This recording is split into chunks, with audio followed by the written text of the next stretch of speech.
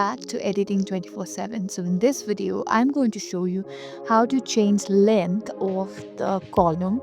It's very quick and simple step. All you have to do is follow along. So let's choose a quick method. Let's go to the elements and draw a table. You can simply type in table over here and hit that.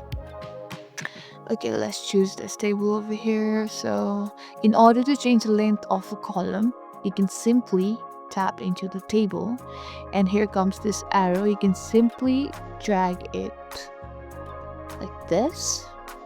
Suppose you want to change the length of this one, you can simply do the same like this. You know the drill now. You can, according to your preference, you can simply like this. There's also the option table spacing. This.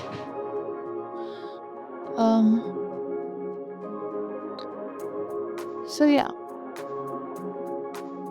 this is how you change the length of a column. I hope this video was helpful. If so, don't forget to like, share and subscribe to our channel. Thank you for watching, and we'll see you in the next video.